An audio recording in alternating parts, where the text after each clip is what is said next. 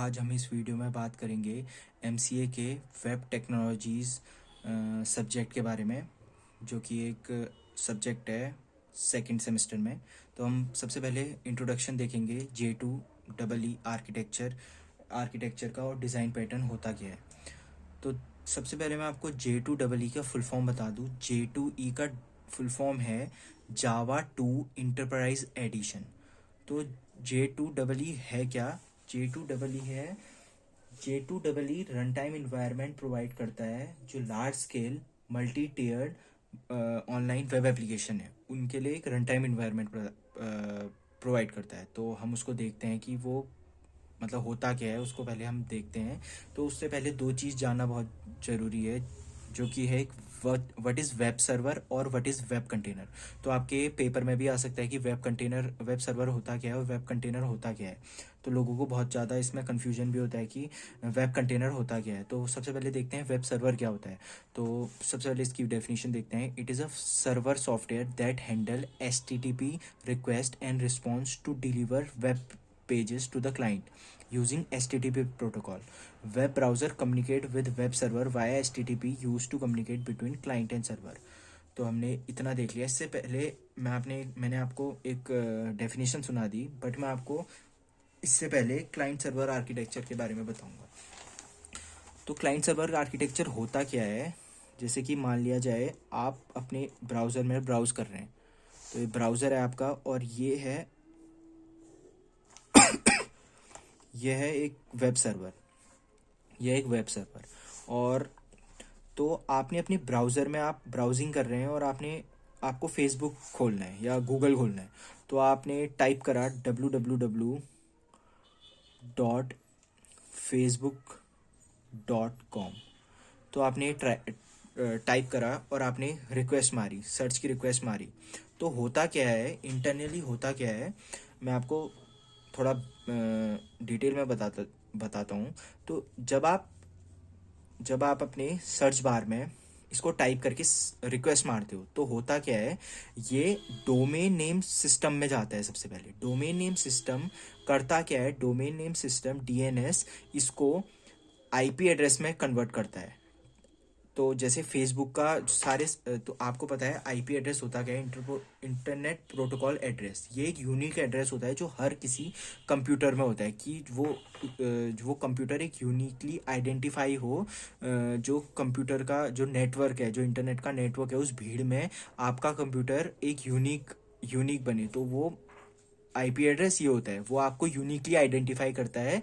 Internet के जो web में आपको यूनिकली आइडेंटिफाई करता है। तो DNS आपका चेंज कर देगा ये www.facebook.com को एक पर्टिकुलर IP एड्रेस में। जैसे कि कुछ भी मान लो आप, मैंने अभी कोई भी ऐसी मान लिया, जैसे लिख दिया मैंने कुछ भी। तो ये क्या करेगा, अब ये सर्च करेगा। अब जो क्लाइंट सर्वर आर्किटेक्चर है, वो होता क्या है, वो ये इसे सर्च करता है किसमें, वेब में, कि इस एड्रेस का ये एड्रेस का जो लोकेशन है वो है कहाँ, मतलब वो जो पर्टिकुलर हमारा सिस्टम है वो कहाँ लोकेटेड है इंटरनेट में। तो ये एड्रेस होता है ताकि आप देख सको कि जो हम एक्सेस करना चाह रहे हैं वो कहाँ है इंटरनेट में। तो ये इसको पता चल गया कि मेरा जो सर्वर है वो यहाँ लोकेटेड है। तो क्या करेगा, ये उसको रिक्वेस्ट भेजेगा किसकी फॉर्म में, HTTP रिक्वेस्ट। HTTP होता क्या है, मैं आपको अभी बताऊंगा थोड़ी बाद। HTTP होता है हाइपर टेक्स्ट ट्रांसफर प्रोटोकॉल मतलब हर एक प्रोटोकॉल मतलब रूल्स होते हैं, रूल्स और रेगुलेशन, कैसे आप कम्युनिकेट कर पा रहे हो सर्वर को और कैसे रिस्पॉन्स ले पा रहे हो। तो रिक्वेस्ट गई, उसके बाद आया क्या, अब रिक्वेस्ट गई, अब सर्वर क्या करेगा, सर्वर इस रिक्वेस्ट को प्रोसेस करेगा और हमें एक पर्टिकुलर रिस्पॉन्स देगा।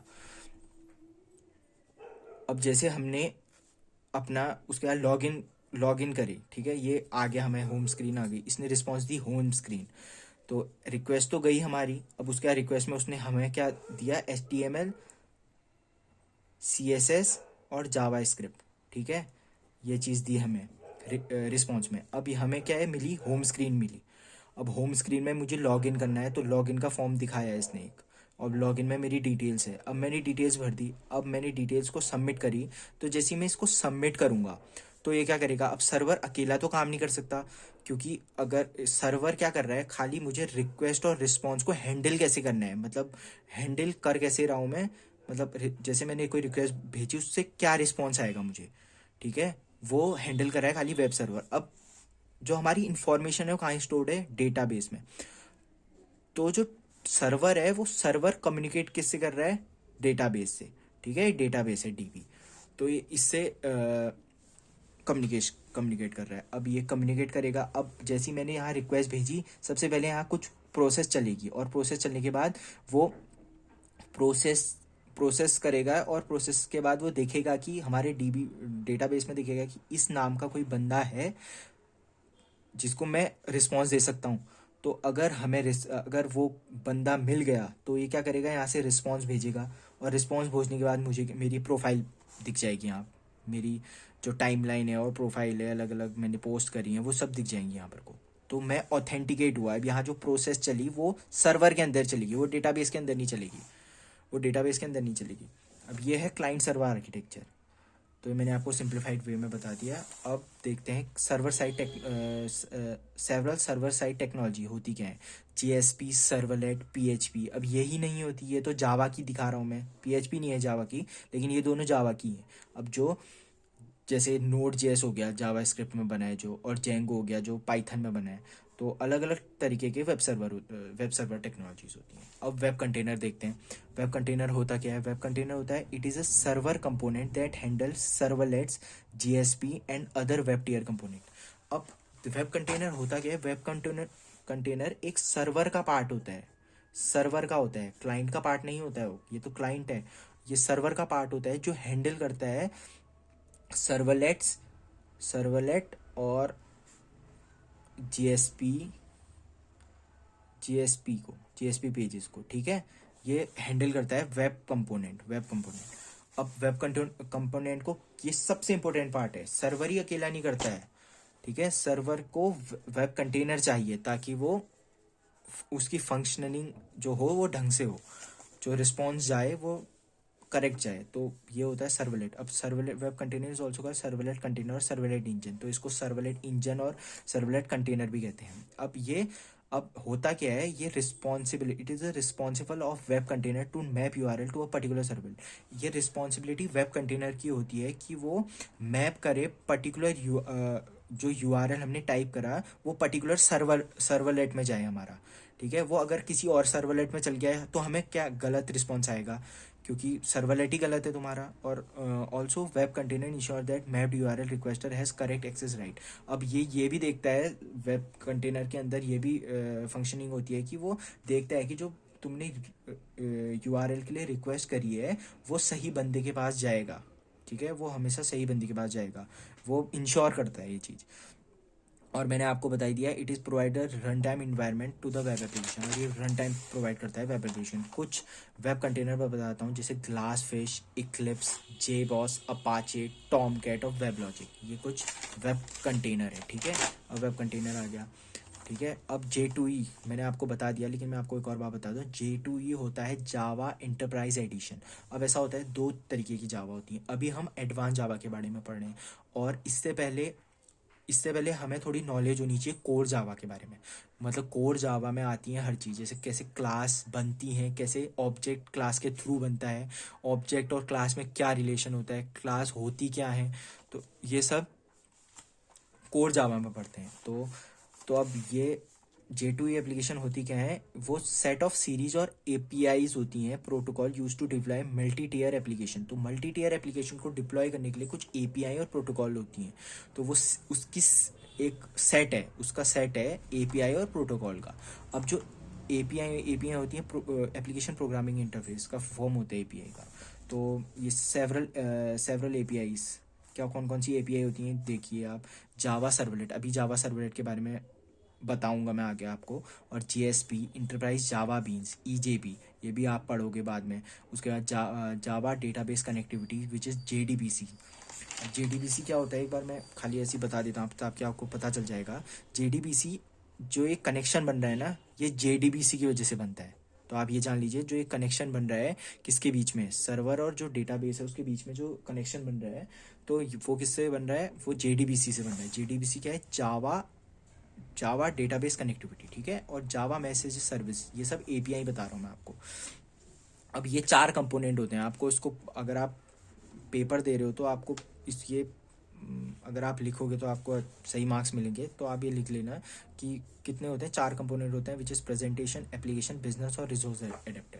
तो चार कंपोनेंट होते हैं J2EE ऐप के, ठीक है। अब डिज़ाइन पैटर्न, अब मैं डिज़ाइन पैटर्न के बारे में बात करता हूँ। तो डिज़ाइन पैटर्न होता क्या है? Design pattern are best solution that are tested and verified prototype that can speed up your development process. अब मैं आपको अच्छी तरीके से बताऊं डिज़ाइन पैटर्न होता क्या है, पहले एक बार पूरा पढ़ लेते हैं इसे। एक्सपीरियंस डेवलपर, ये डेव्स मतलब मैं डेवलपर लिख रहा हूँ, developer have developed this explanation to provide the final solution to a problem. अब होता क्या है, जो डिज़ाइन पैटर्न क्या होता है, डिज़ाइन पैटर्न एक बेस्ट सॉल्यूशन होता है, एक प्रॉब्लम को करने का एक बेस्ट सॉल्यूशन होता है, जो कि टेस्टेड होता है और वेरीफाइड होता है, जो कि आपकी डेवलपमेंट प्रोसेस को बढ़ाता है। मतलब वो कोई जो एक्सपीरियंस डेवलपर होते हैं, डेवलपर हुए, उन्होंने क्या करा, उन्होंने देखा कि आप किस किस किस तरीके से आप एक प्रॉब्लम को सॉल्व कर सकते हो। जैसे आप मोबाइल एप्लीकेशन में देख लो, आप क्या कहते हैं, वेब एप्लीकेशन में देख लो, मल्टी टीयर वेब एप्लीकेशन में देख लो, जो बहुत कॉम्प्लेक्स होती हैं। तो उसको डिज़ाइन करने के लिए, जावा तो बहुत कॉम्प्लेक्स है, बट उसको कॉम्प्लेक्सिटी को रिड्यूस करने के लिए उन्होंने पैटर्न बनाए, डिज़ाइन पैटर्न बनाए, जो कि टेस्टेड और वेरीफाइड है। और उससे आपकी डेवलपमेंट प्रोसेस, अगर आप स्क्रैच से बिल्ड करोगे तो तब तो आपको बहुत टाइम लग जाएगा, क्योंकि जावा बहुत कॉम्प्लेक्स है। मतलब जावा कॉम्प्लेक्स नहीं है, जावा जावा बहुत बड़ी लैंग्वेज है। मतलब उसमें बहुत चीज़ें हो सकती हैं, जैसे ऐप डेवलपमेंट और वेबसाइट डेवलपमेंट, बैकएंड डेवलपमेंट, बहुत चीज़ें हैं। तो जो डिज़ाइन पैटर्न है वो उसकी टेम्पलेट है, ताकि आप वो कॉमन प्रॉब्लम्स को सॉल्व कर सकते हो, जो कि एक्सपीरियंस डेवलपर ने पहले से ही सॉल्व कर रखी हैं। तो ये चीज़ होती है। अब ये हुआ क्या, it is beneficial for unexperience developer to learn software design in simpler manner. तो यही है, ये देख लीजिए आप, जो मैंने बताया आपको। जो अनएक्सपीरियंस डेवलपर होते हैं वो ये हेल्प करता है उनको कि वो सिंपलर मैनर में उसे वो सॉल्व कर सकें, जो कि पहले से एक्सपीरियंस डेवलपर ने सॉल्व कर दी हैं। तो अब concept of design pattern is initiated by 4 author. इसको इस कॉन्सेप्ट को कौन लाए थे, 4 ऑथर लाए थे, जिसको अभी एक चीज़ कहते हैं GOF, which is gang of 4। वो 4 लोग थे, उनको कॉमन नेम उनका गैंग ऑफ 4 कहा गया, ठीक है। अब it is a template explanation for how to solve a problem. ये भी देख लीजिए आप, अभी बताया मैंने आपको। अब कितने होते हैं, 23 क्लासिकल डिज़ाइन पैटर्न होते हैं, ठीक है। उनको 3 पार्ट में बांटा गया है, which is creational design pattern, उसके बाद है स्ट्रक्चरल डिज़ाइन पैटर्न और बिहेवियरल डिज़ाइन पैटर्न। अब सबसे पहले देखें क्रिएशनल डिज़ाइन पैटर्न। अब ये पढ़ने की मतलब आपके एग्ज़ाम में आ सकता है, बट ये चीज़ अभी रटने की नहीं है, क्योंकि ये चीज़ सब रियल वर्ल्ड सिनेरियो में यूज़ होती हैं। जस्ट लाइक आपको कोई मोबाइल एप्लीकेशन बनानी होगी, तो आप इनमें से क्रिएशनल डिज़ाइन पैटर्न या स्ट्रक्चरल डिज़ाइन पैटर्न या बिहेवियरल डिज़ाइन पैटर्न में आपसे कुछ चुनोगे, तो इसको आपको अगर आपके पेपर में आया तो आपको इसको लिखना पड़ेगा। जैसे 5 टाइप होते हैं, और टाइप आप एक एक टाइप लिखोगे, खाली टाइप अगर बता दोगे, इसको एक एक करके आपको वो करने की ज़रूरत नहीं है, इसको ब्रॉडली पढ़ने की अभी ज़रूरत नहीं है, क्योंकि ये हर एक पर्टिकुलर फील्ड में काम आती है। अब मैं आपका, तो अब थोड़ा देख लेते हैं। अब आ गया है हमारा टॉपिक MVC डिज़ाइन पैटर्न। तो MVC डिज़ाइन पैटर्न, अगर आपने कोई भी बैकएंड टेक्नोलॉजी में काम करा है तो आपने सुना होगा MVC के बारे में। MVC is stand for model, view और कंट्रोलर। तो ये होता क्या है, मैं आपको बताता हूँ। MVC design pattern is a architectural design pattern for web application. जो वेब एप्लीकेशन होती हैं उसके लिए एक आर्किटेक्चर डिज़ाइन पैटर्न होता है। मतलब अगर आप एक बैकएंड एप्लीकेशन बना रहे हो तो आप बिना MVC के भी बना सकते हो, बट वो अगर उसकी कॉम्प्लेक्सिटी बढ़ती रहेगी। एक सिंपल एप्लीकेशन आप बिना MVC के भी बना सकते हो, बट जैसी कॉम्प्लेक्सिटी बढ़ती रहेगी वैसे जो आपको डीबग और आपको कोड रीड करने में बहुत प्रॉब्लम फेस करनी पड़ेगी। तो उसके लिए MVC डिज़ाइन पैटर्न होता है, ताकि आपको ये पता चले कि कौन सा कंपोनेंट क्या काम कर रहा है। मतलब जो रिक्वेस्ट और रिस्पॉन्स जो हमने पढ़ा था क्लाइंट सर्वर आर्किटेक्चर में, वो कौन सा कंपोनेंट हैंडल कर रहा है। जो हमें UI जो हमें दिख रहा है फ्रंट एंड साइड में, तो वो किस कंपोनेंट के थ्रू मिल रहा है, तो वो होता है MVC। तो MVC क्या होता है? It is use for many frameworks with many programming languages. तो ये आपने बहुत बार सुना होगा, जस्ट लाइक पाइथन जेंगो में यूज़ होता है, Node.js जावास्क्रिप्ट में यूज़ होता है, जावा में यूज़ होता है, रूबी में यूज़ होता है, और बहुतों में यूज़ होता है। तो MVC describe 3 layers such as model, view और कंट्रोलर। तो ये 3 लेवल आर्किटेक्चर है, मतलब 3 layer architecture which is model, view और कंट्रोलर। तो मॉडल होता क्या है? एक model denote only pure app data. तो मॉडल जो होता है वो जो ऐप का डेटा होता है वो उसको डिनोट करने के लिए मॉडल बनाया जाता है। उसके बाद आया it doesn't contain any logic. तो उसके अंदर लॉजिक नहीं होता है। जो बिजनेस लॉजिक होता है, जो आपके एप्लीकेशन का लॉजिक होता है, वो मॉडल के अंदर नहीं होता, वो होता है कंट्रोलर के अंदर। तो ये लॉजिक, इसके अंदर क्या होता है? खाली डेटा होता है, ऐप का डेटा होता है, और ये कम्युनिकेट करता है किससे? DB से। तो to user where view is also responsible presenting data to user. जो एंड यूज़र है उसको जो डेटा दिखेगा वो किसकी वजह से दिखेगा? व्यू कंपोनेंट की वजह से। और फिर कंट्रोलर आ गया। कंट्रोलर